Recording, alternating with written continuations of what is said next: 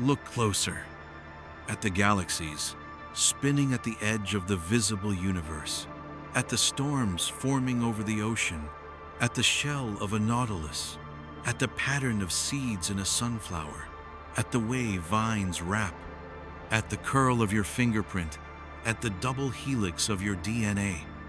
Everything spirals. And this is not aesthetic. It is not coincidence. It is not beauty for the sake of beauty. It is structure for the sake of evolution.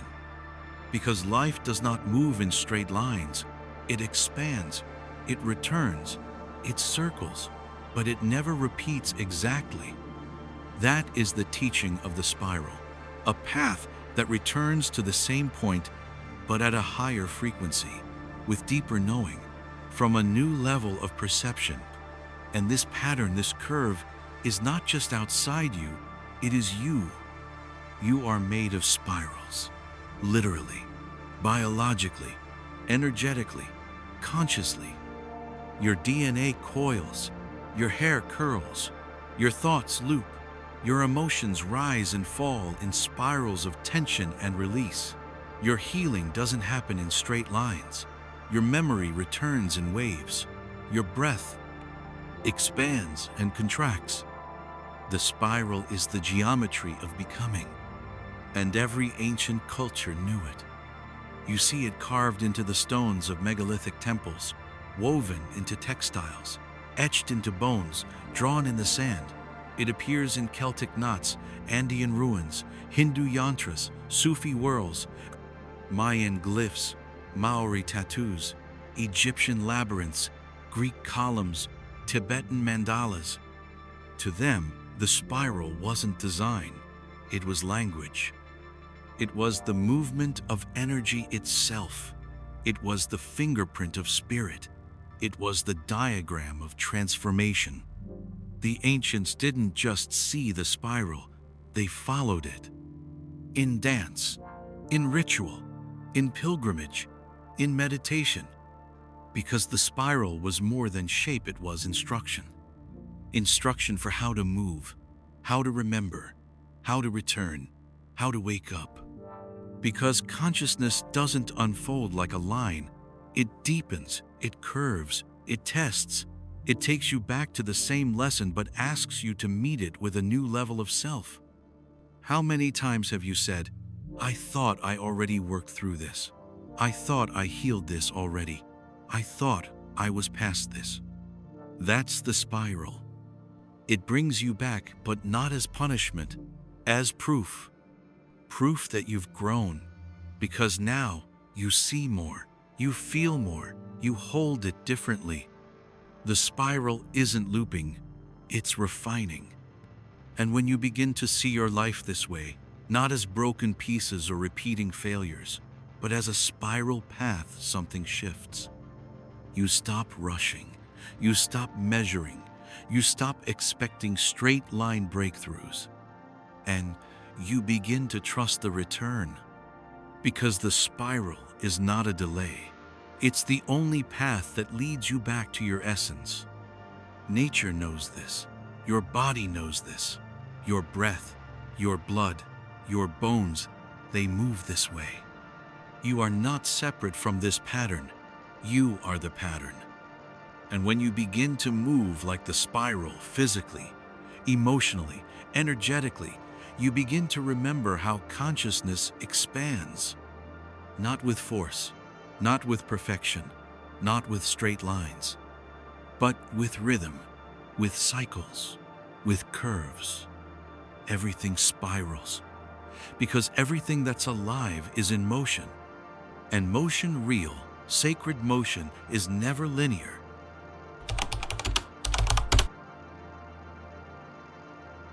Your body doesn't lie.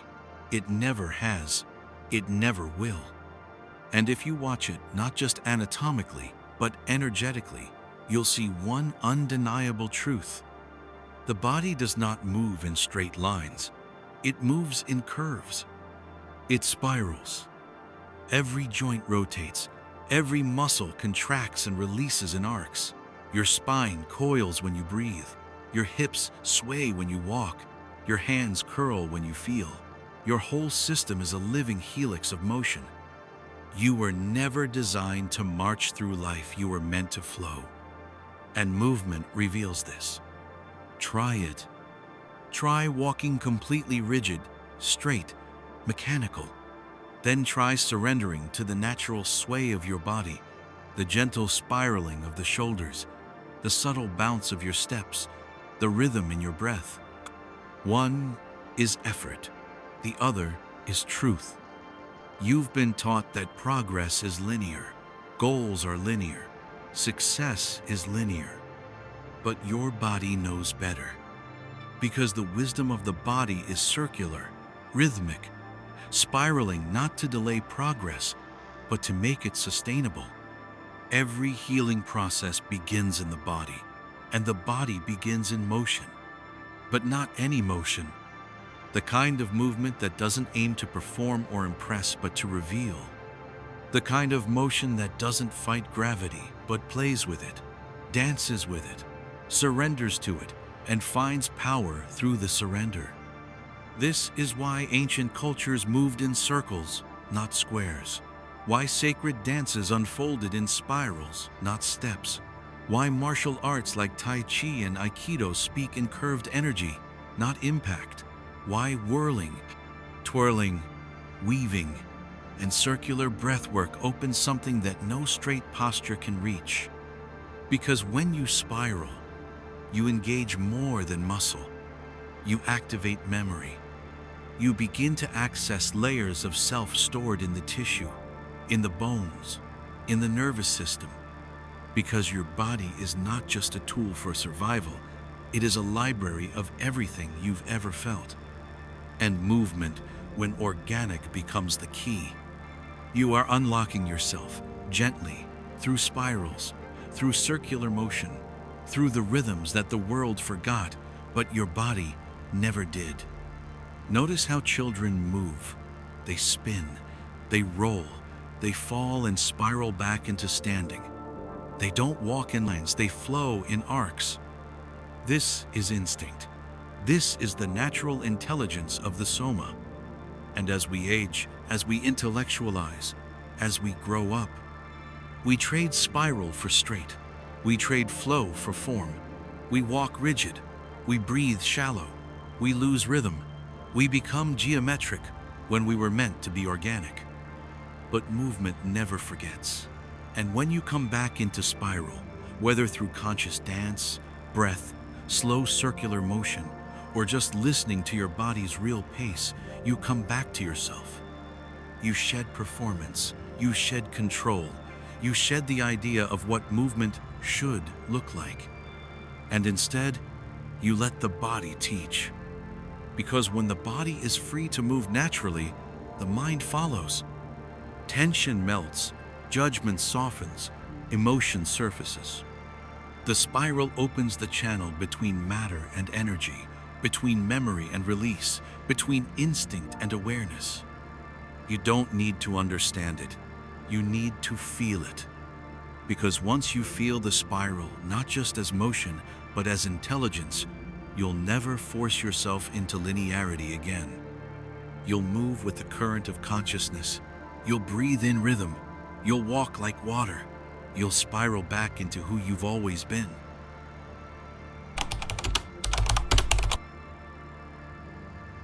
The ancients were not guessing. They were remembering. They didn't build in straight lines out of ignorance. They followed forms they saw reflected in nature, in the stars, in the breath, in the flow of water and wind. They saw the spiral not as decoration, but as instruction. In Malta, 6,000 years ago, the megalithic temples were carved with spiral patterns. In Newgrange, Ireland, a triple spiral still guards the sacred tomb. In Greece, the Ionic column curls with mathematical grace. The Mayans etched double spirals into stone to symbolize the movement of spirit through matter. And in Egypt, the labyrinths, the chambers, the coils of the snake all point in one direction, inward and upward, like the spiral of the soul. They were mapping consciousness into stone. These temples weren't places of worship, they were resonators, spiritual technologies, built on ley lines, aligned with stars, and shaped with spiral geometry to guide energy inward, to draw the initiate deeper into themselves. Because they understood, to awaken consciousness is not to climb, it is to descend in a spiral into mystery, into silence, until what rises is gold. And this same code, this spiral logic of transformation, was not only carved into temples, it was danced into being. Because movement was not performance, it was prayer. The Sufi world, the dervish spiraled. The snake dancers of India moved with kundalini in their hips and spine. The Hawaiian hula traced circles in the air and earth. The Celtic rituals wound around sacred trees. They weren't dancing for show. They were becoming the spiral, inviting energy to rise, inviting remembrance to return through rhythm and motion. Because the body understands what words forget. When you move in spirals, you activate ancient memory, not in your brain and your nervous system, your fascia, your breath, your bones. The spiral teaches through motion. It bypasses logic. It speaks directly to the soul. And the ancients knew this. They encoded it into temples so your feet would walk the spiral without even noticing. They traced it into dance so your body would rewire itself.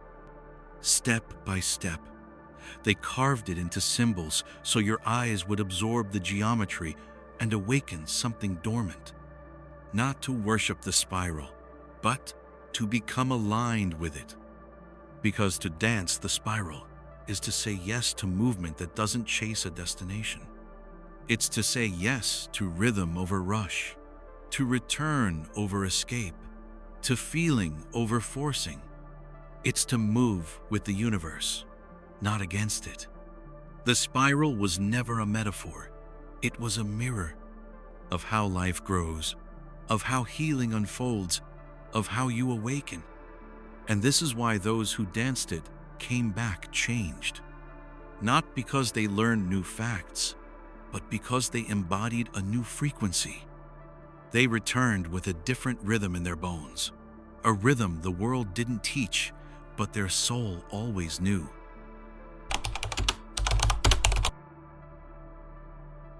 They told you the path was straight, that you start asleep, and step by step, moment by moment, you become more awake, like climbing a ladder, rung by rung, towards some final light. But that is not how awakening works, and deep down, you've always known it. Because awakening isn't linear, it isn't neat. It doesn't happen once, and then it's done. It happens in layers, in loops, in spirals. You return to the same places, the same patterns, the same wounds, but with new perception. This is the path of the spiral. You don't ascend in a straight line. You ascend by circling inward. You wake up not by climbing higher, but by remembering deeper. The spiral is not a detour, it is the map. And every time you come back to a part of yourself you thought was already healed, every time a lesson reappears, every time a shadow you thought was gone rises again, it is not failure. It is an invitation, not to judge, not to collapse, but to meet it differently this time. You aren't repeating, you are spiraling. The same emotion, but now with breath. The same trigger, but now with space. The same thought, but now with choice. This is how consciousness evolves. Not by erasing the past, but by integrating it again and again until it no longer defines you. And every loop is a rite. The spiral is your initiation. It tests your patience. It strips your expectations. It burns through your desire to arrive. Because the spiral doesn't believe in arrival, it believes in depth. Every time you think you're done, you're shown a new layer, not to punish you, but to refine you. to see if you can stay present without needing the illusion of done, to see if you can keep opening even when it feels like you've been here before. Because you have, but you haven't. Not like this. Not from this level of awareness, not from this softness. The spiral humbles you. It asks for surrender. It teaches rhythm over results. And if you follow it long enough, you realize the path isn't leading you out. It's leading you in, into your body, into your memory, into the places you were taught to skip, into the questions that don't need answers, into the pain you stopped labeling. And from that depth, you rise, not in a straight beam of light, but in widening rings of truth. You grow in circles. You ascend through return. You awaken by coming home again and again, each time with more clarity, more breath, more presence. This is the spiral, not as symbol, but as path.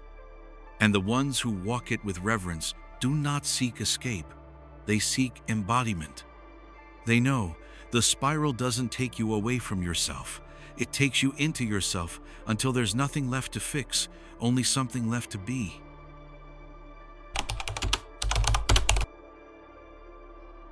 You were told that time moves forward, that life is a straight arrow, that you are born, you grow, you die, and somewhere along that line, consciousness evolves.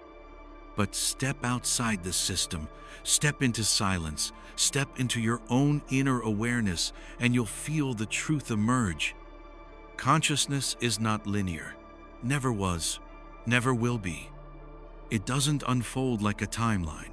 It opens like a circle, like a spiral, like a flower, petal by petal, layer by layer, pulse by pulse. Because you are not a machine, you are a field, a wave, a rhythm.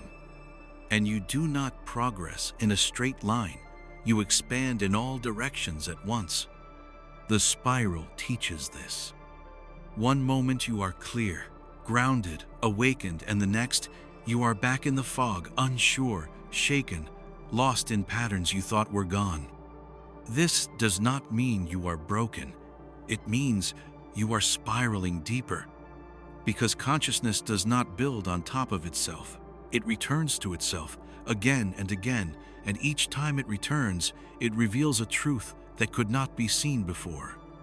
The spiral path may take you back to the same thought, the same memory, the same shadow, but not to repeat it, to redeem it, to meet it with new light, to reintegrate the part of you that was lost there.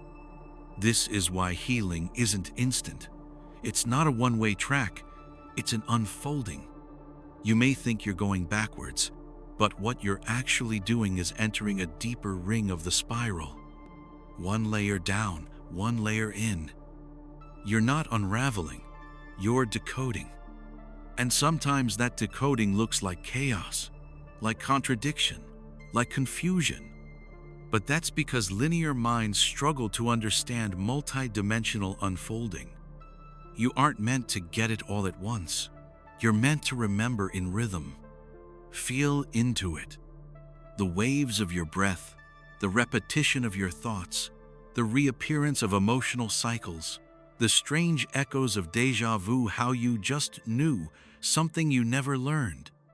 Why? Because consciousness doesn't store time in a file. It stores time in frequency. Memories live in the body like spirals. They reactivate not by date but by energy. This is why trauma, love, insight, and awakening don't follow calendars. They follow resonance. And the deeper your awareness grows, the more you begin to feel these layers not as loops, but as spiral doors. Moments repeat not to trap you, but to show you how far you've come, to show you where you are now compared to the last time you met that part of yourself. Consciousness moves like breath, like tide, like music. Each note repeated in a new key, each cycle holding a new nuance. And the spiral holds it all. The rise, the fall, the pause, the return. This is not regression. This is evolution through recurrence. You are not walking a line. You are becoming a shape, an awareness, a spiral of memory and insight anchored in presence. And once you see this, you stop fearing the step back. You start recognizing the depth within the return. You start listening, feeling, attuning. You realize that time isn't pushing you forward. It's inviting you inward again and again.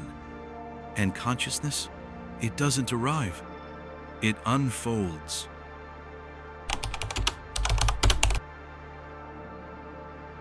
Before there was language, there was movement. Before the word, there was the gesture, the breath, the shift in the shoulders, the pulse in the chest. Movement is older than language, older than thought, older than time itself. And the soul, that ancient silent witness inside you, has always spoken through motion. You knew this once. You still do. When your hand trembles before your mind knows why. When your spine arches involuntarily in grief. When your whole chest opens without warning at the sound of a voice or the look in someone's eyes.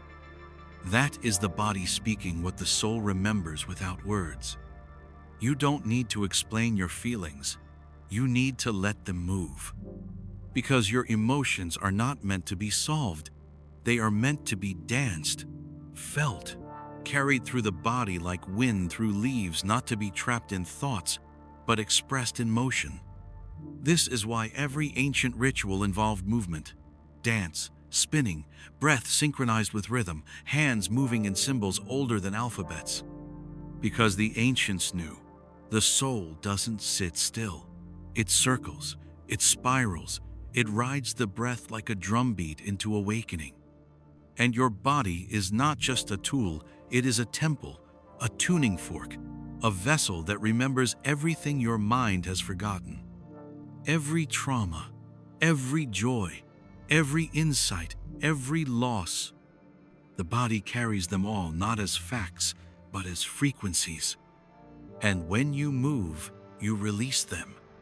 Not because you figured them out, but because your soul finally had space to speak. Think of how animals shake after fear, how children twist and spin and stretch with instinct, how dancers cry after movement they didn't mean. Because motion restores truth. And truth does not sit in your head. It lives in your fascia, in your hips, in your solar plexus, in your knees, in your hands that shake when something sacred touches you. The spiral teaches you to listen, not to logic, but to rhythm. You start to notice how your body wants to move when it's sad, how it curls inward, how it rocks, how it holds itself, not to disappear, but to remember. You start to feel how joy spirals outward, how laughter is an explosion of stored breath, how you dance not to entertain, but to return. Because movement is not performance, it is prayer. When you move without agenda, you meet the divine. Not above, within. And your body becomes the language, the offering, the flame. This is why healing through movement is so powerful, because it bypasses the thinking mind and goes straight to the truth. There are things in you that cannot be spoken, but they can be moved. There are parts of you that no therapist will ever touch, but your spine knows how to release them. There are stories so old, you were born with them in your bones, but when you dance, they dissolve. You do not need choreography. You need honesty. A willingness to let your shoulder collapse, your ribs shake, your hands rise. A willingness to breathe where you've been holding, to let go where you've been protecting, to spiral into your own soul and say, I am listening now. And the soul will respond. Not in sentences, but in sensation. It will speak in chills, in tremors, in release. It will speak in the language it always has, movement.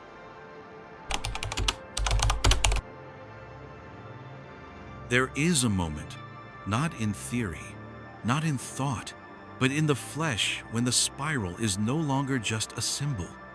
It becomes you. Not something you observe, not something you imitate, but something that awakens from within. Your breath moves in circles. Your ribs expand like waves. Your spine coils and uncoils like a snake waking from centuries of sleep. And you realize, I am not moving the spiral. The spiral is moving me. This is the turning point. When the body stops being an object and becomes a channel, a current, a geometry through which energy moves freely, you are not performing a shape. You are becoming a frequency. This is not a metaphor. It is a shift in perception that changes how you walk, how you breathe, how you respond to the world. Because in that state, the spiral isn't just in your hips or your spine or your arms. It is in your awareness. You start to feel your own field. You sense space differently. You respond not from thought, but from instinct tuned to the spiral's rhythm. It's the feeling dancers describe when they lose time. The feeling martial artists know when the fight becomes fluid. The feeling of being moved by something larger than yourself, yet also more intimately you than anything you've ever known. When the body becomes the spiral, you enter a state of flow that dissolves division. The breath is not separate from the movement. The mind is not separate from the body. The body is not separate from space. Everything coils together. This is entrainment, a deep sinking between the inner and outer world, between self and source, between the spiraling energy within you and the spiraling geometry of the universe around you. You feel it in your joints, in your feet, in the way your weight shifts with the Earth's gravity, not fighting it but dancing with it. You don't do the spiral anymore. You listen to it. You respond. You let it teach you. This is where movement becomes initiation, because in that state, something ancient begins to return. Not information, embodiment. You become aware of what is stored in your fascia, in the curve of your back, in the tightness of your throat, in the rotation of your pelvis. You begin to move in a way that undoes centuries of tension, not by forcing, but by yielding to the spiral. A slow, patient undoing, a sacred relearning, an intelligence that does not come from books, but from the marrow of your being. And it's not always graceful. Sometimes the spiral moves through you as trembling, sometimes as sobbing, sometimes as stillness that pulses. But always it is truth in motion. No agenda, no choreography, just presence. Just you held by the rhythm of something far more ancient than culture, more precise than thought, more loving than language. And when the body becomes the spiral, you are no longer a person practicing consciousness. You are consciousness in form. You are the breath of the earth, twisting upward through flesh and sound. You are the snake in the spine, the labyrinth and the dancer, the storm and the stillness. And in this state, healing is not something you chase. It happens on its own, because there's nothing left to resist. You've become the form through which life reorganizes itself. That is what the spiral was always pointing to. Not a pattern, a state of being.